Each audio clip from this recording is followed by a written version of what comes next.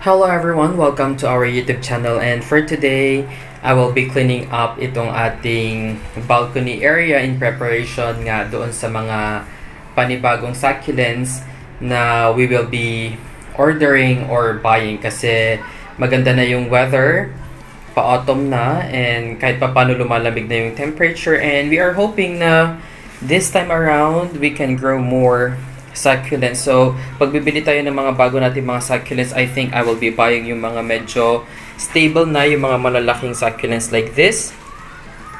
Ayan, so kumbaga mas matagal yung buhay nila as compared yung sa mga maliliit lang na mga succulents like yung mga ganitong sizes, like token sizes. Hindi ko sila mabuhay until now. So, more than 2 years na or almost 2 years na tayo dito sa China.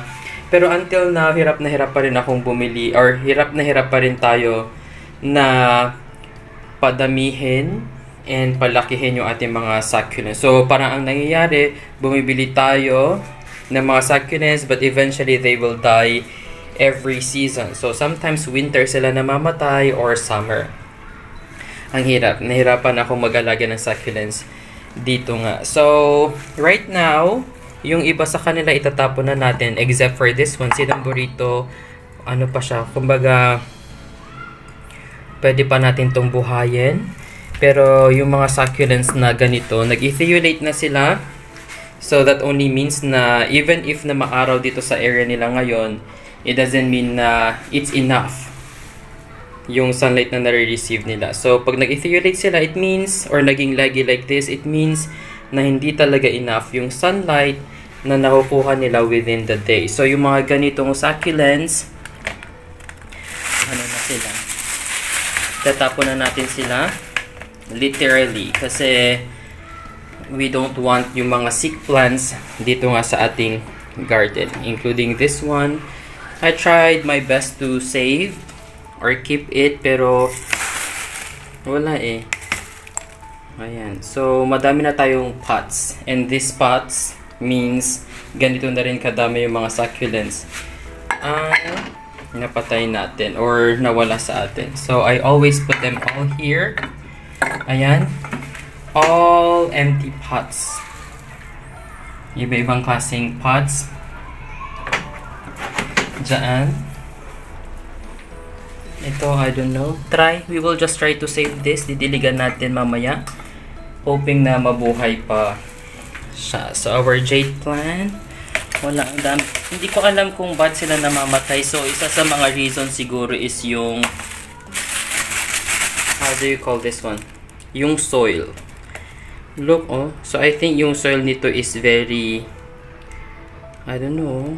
Dapat, madali siyang matanggal pero hindi, parang clay type yung soil. So, I think, yun yung isa sa mga reason kung bakit namamatayan tayo ng mga succulents. Yung potting mix nila dito is hindi ganun kaganda like what we have in the Philippines. So, kumbaga, we need to make our own potting mix. Dapat talaga well-training yung mga potting mixes natin dito para malaki yung chance of survival natin mga succulents. So, ito dry na siya.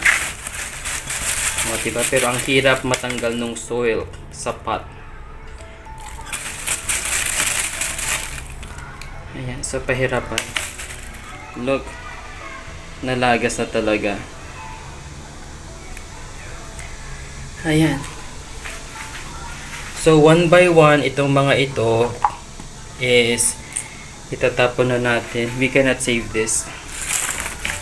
Diba, sayang, pero wala tayong magagawa kasi nga namatay na sila.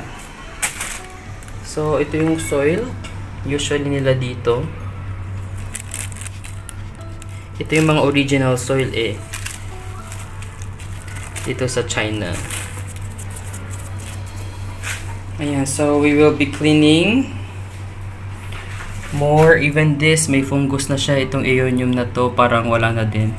So lahat ng mga ganito, yung mga parang dying na, tatapon na natin silang lahat kasi ang pangitignan. Look. Ang cute ng mga pots. And if you can remember, yung mga nakatanim dito, yung mga rare. Isa yun sa mga una kong binili dito sa China, mga rare succulents mga collectible succulents. Ayan, o yung mga parang ang liliit lang na sizes pero ang mamahal. But eventually, lahat sila namatay din. Ayan.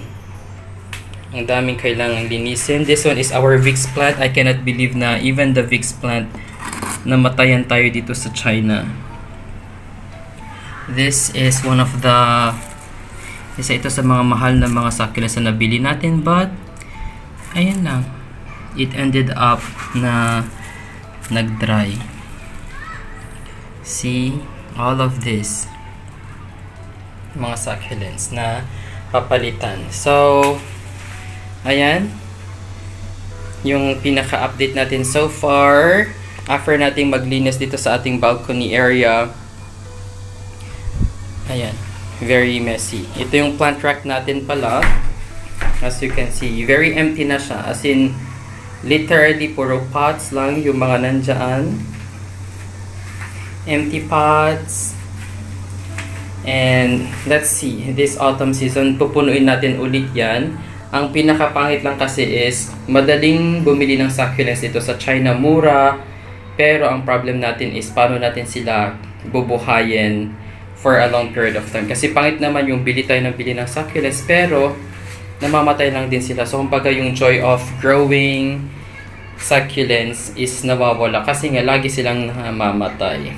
Kaya tingnan natin kung ano pa yung pwede natin gawin to keep our succulents alive talaga. So that's all for today. Thank you guys for watching.